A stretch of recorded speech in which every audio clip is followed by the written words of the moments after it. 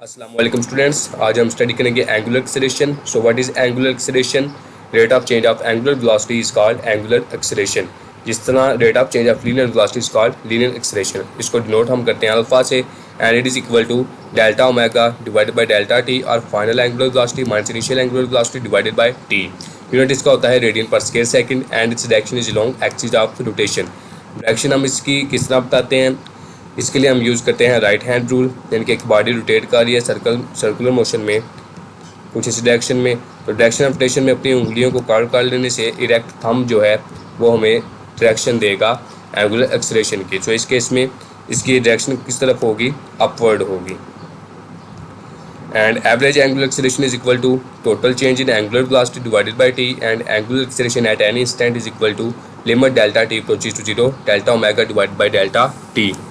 और इसका tangential acceleration के साथ रिलेशन किस तरह देते हैं? Acceleration along tangent is equal to alpha cross r. अब ये वेक्टर प्रोडक्ट है, और वेक्टर प्रोडक्ट के केस में, क्रॉस प्रोडक्ट के केस में जो न्यू वेक्टर होता है वो इनिशियल टू वेक्टर्स के परपेंडिकुलर होता है। So at is perpendicular to alpha, at is perpendicular to r, यानी कि ये टेंजेंट के लॉन्ग एक्सेलरेशन अगर इसको कंसीडर कर लें a T, and this is radius of circle R, ठीक है।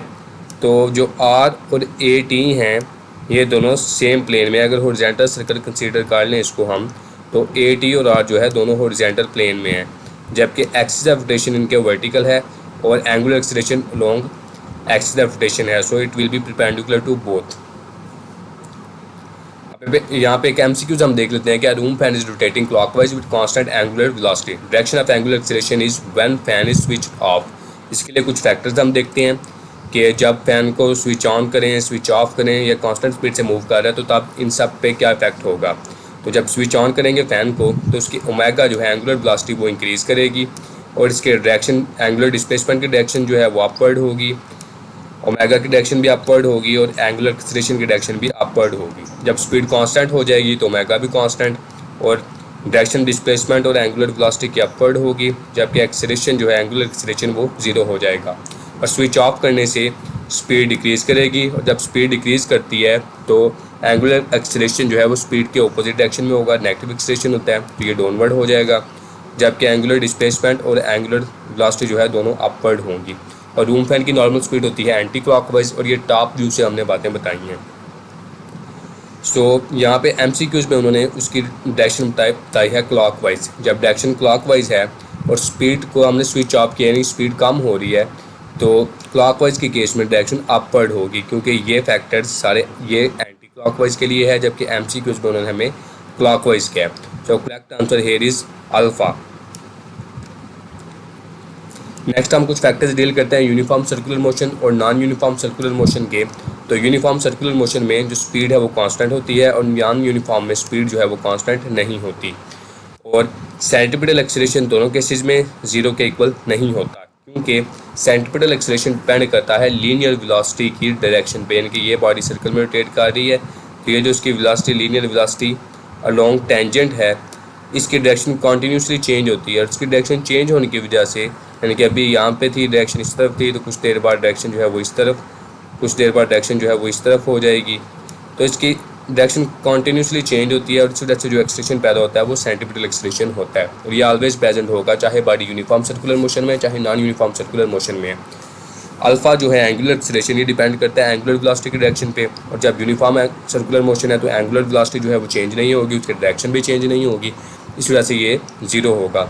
जबकि नॉन यूनिफॉर्म में जो मैग्नीट्यूड है एंगुलर वेलोसिटी का वो चेंज होगा, इस वजह से एंगुलर एक्सेलरेशन ज़ीरो नहीं होगा।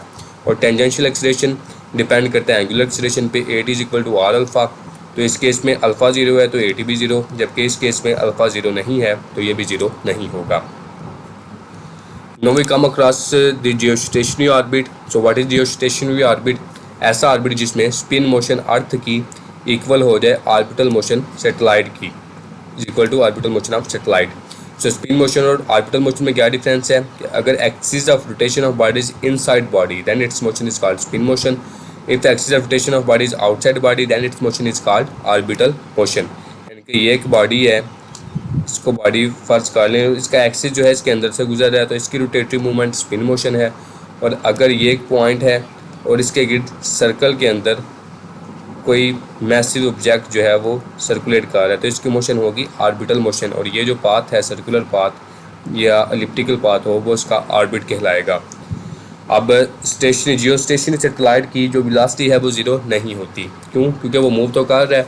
उसकी वेलोसिटी कौन सी वेलोसिटी ज़ीरो है? उसकी रिलेटिव वेलोसिटी ज़ीरो है, यानी कि विद रिस्पेक्ट टू अर्थ वो एट रेस्ट होता है। लेकिन अगर दूसरे ऑब्जेक्ट्स के साथ कंपेयर किया जाए, दूसरे से जो सियारे वगैरह उनसे कंपेयर किया जाए, तो उसकी वेलोसिटी ज़ीरो नहीं होती। जो स्टेशनरी ऑर्बिट का रेडियस प्रूव करने का फार्मूला क्या होता है? It is equal to GMT² divided by 4π² cube root, जिसमें r क्या है? ऑर्बिटल रेडियस है, g ग्रेविटेशनल कांस्टेंट है, इसकी वैल्यू ये दी हुई है, और t है टाइम ऑफ रोटेशन, और ये कितने टाइम में चक्कर मुकम्मल करता है। जो ज़मीन का अपने एक्सिस के गिर्द मूवमेंट का टाइम है दैट इज़ अबाउट 24 आवर्स और 86,400 सेकेंड्स। और कैपिटल एम यहाँ पे क्या है? Mass of earth 6 × 10⁻24 kilogram.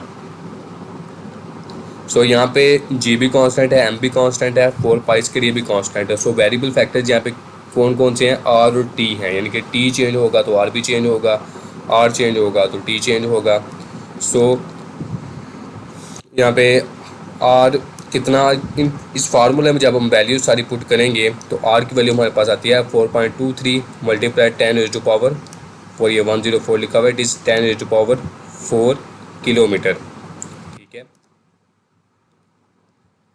4.23 multiply 10⁻⁴ kilometre ये रेडियस है, ऑर्बिटल रेडियस जो स्टेशनरी सैटेलाइट का। जबकि आर बराबर है कैपिटल आर प्लस एच के। कैपिटल आर क्या है? ज़मीन का रेडियस। फर्ज कर लें दिस इज़ अर्थ, ये ज़मीन है, ठीक है। यहाँ पे कोई भी सैटेलाइट जो है वो रोटेट कर रहा है ज़मीन के गिर्द, ठीक है, ये एक सैटेलाइट है, ठीक है।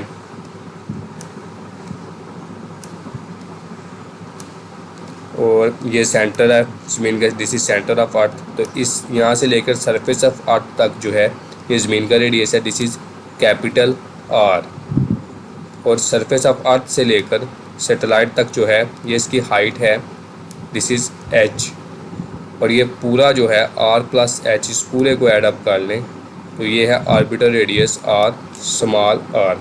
तो small r is equal to capital R plus h is equal to 4.23 multiply 10⁻⁴ kilometre. यहाँ पे 10⁻⁴ किलोमीटर आता है, 104 नहीं है, 10⁻⁴ किलोमीटर है।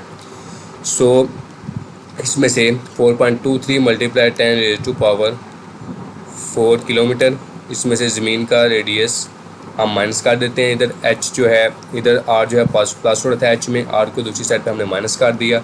Are is equal to 6400 kilometre, ज़मीन का रेडियस 6400 किलोमीटर है। तो एच इस तरह हमारे पास आ जाती है 36,000 किलोमीटर, यानी कि जो स्टेशनरी सैटेलाइट जो है वो ज़मीन से तकरीबन 36,000 किलोमीटर की हाइट पे मौजूद होता है।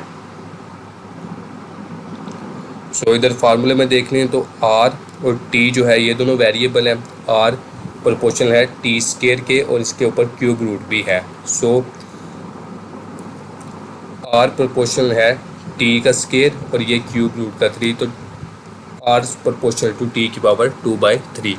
दोनों तरफ अगर हम क्यूब ले लें तो आर का क्यूब इधर t2/3 का क्यूब, तो 3 जो है 3 पावर 3 से कट गई, तो आर क्यूब प्रोपोर्शनल है t² के। इस रिलेशन को नाम दिया जाता है कीपलर्स थर्ड लॉ ऑफ मोशन। ज़्यादा हमें जानने की ज़रूरत नहीं, सिर्फ इतना याद रखना कि इस रिलेशन को कीपलर्स थर्ड लॉ कहते हैं। और ये मैसिव बॉडी जो है सितारे जो हैं उनके साथ डील करता है।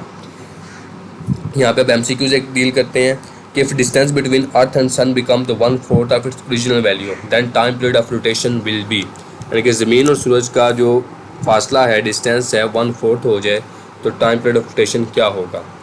Normal time period of rotation कितना है? 365 डेज़। तो इस केस में क्या होगा? इसके लिए हम ये रिलेशन यूज़ करते हैं कि आर प्रोपोर्शन है t2/3, t की पावर 2/3। तो दोनों तरफ क्यूब लिया, क्यूब लेने से हमारे पास रिलेशन ये आ गया नीचे कि प्लस थर्ड लॉ।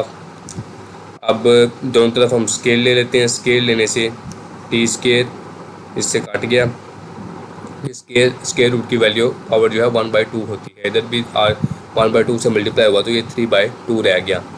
अब टाइम जो है t जो है प्रोपोर्शनल आ गया r की पावर 3/2 के, ठीक है। यानी कि हमने टाइम फाइंड करना है तो टाइम को हमने पावर से बाहर निकालना है, टाइम के ऊपर कोई भी पावर हमने नहीं रखनी। तो उन्होंने न्यू कंडीशन हमें क्या दी है कि जो डिस्टेंस है वो 1/4 हो गया ओरिजिनल वैल्यू के, यानी कि अगर पहले डिस्टेंस r था तो अब हो गया है r/4। तो इस केस में टाइम जो होगा वो t डैश होगा जो हमने फाइंड करना है।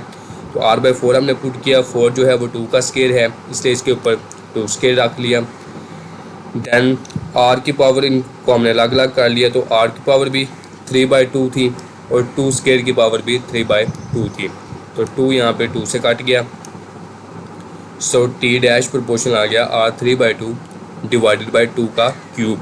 2 का क्यूब कितना होता है 8, और r3/2 जब r3/2 था तो टाइम कितना था हमारे पास t, r3/2 के केस में टाइम t था इसलिए यहाँ पे हमने t पुट कर दिया इसकी जगह पे, और डिवाइडेड बाई 8, तो 8 से डिवाइड किया तो हमारा आंसर आ गया 45 डेज़, यानी कि जब r जो है वो 1/4 हो जाएगा तो जो टाइम है वो 8 टाइम्स कम हो जाएगा, वो 45 डेज़ आ जाएगा।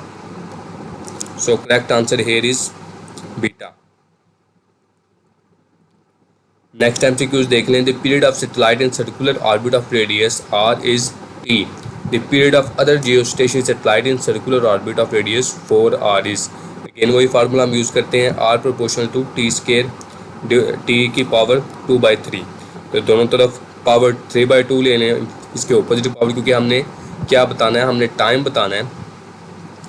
Period of satellite is t, the period of others geostation satellite, इनके हमने टाइम बताना है, तो टाइम के लिए हमने टी के ऊपर से पावर को ख़त्म करना है। टी की पावर 2/3 थी, हम इसके ऑपोजिट पावर 3/2 से मल्टीप्लाई कर रहे हैं दोनों साइडों पे, तो ये 3/2 2/3 से कट गया, तो टी प्रोपोर्शन आ गया r3/2 के। सो न्यू कंडीशन जो थी वो ये है कि r जो है वो 4 टाइम्स बढ़ गया, तो 4r पुट कर दिया, 4r इज इक्वल 4r, तो 4 जो है स्केयर है 2 का, 2 स्केयर इसकी पावर भी 3/2 और r की पावर भी 3/2। जब r 3/2 था तो टाइम t था, तो इसकी जगह हमने टाइम t पुट कर दिया r 3/2 की जगह, और इधर 2 का स्केयर था इसकी पावर 3/2, ये 2 से कट गया तो 2 का क्यूब आ गया। तो इस केस में टाइम जो है वो 8 टाइम्स बढ़ गया, t dash is equal. So correct answer here is delta. ज़मीन पे 3 कम्युनिकेशन सैटेलाइट्स हैं जो पूरी ज़मीन को कवर कर रहे हैं। इनमें से एक जो है पैसिफिक ओशन पे है, एक इंडियन ओशन पे है, एक अटलांटिक ओशन पे है, और हर सैटेलाइट जो है 120 डिग्री को कवर करता है। इस तरह ज़मीन के 360 डिग्री जो है वो कवर होते हैं। अब इंटेलसैट एक तंजीम है, ऑर्गेनाइजेशन है, जिसको 126 कंट्री जो हैं कंट्रीब्यूट करते हैं, और ये सारे सैटेलाइट्स के साथ डील कर रही है, कम्युनिकेशन सैटेलाइट्स के साथ। और 200 अर्थ स्टेशन हैं जो इन सैटेलाइट्स के साथ कम्युनिकेट करते हैं, उनको वेव्स भेजते भी हैं, रिसीव भी करते हैं। और वेव्स कौन सी यूज़ की जाती है इनके साथ कम्युनिकेशन के लिए? माइक्रोवेव्स, जिनकी फ्रिक्वेंसी 4, 6, 11, 14 गीगाहर्ट्ज़ होती है, और इनकी कैपेसिटी कितनी होती है 30,000 two way telephone circuits plus 3 TV channels.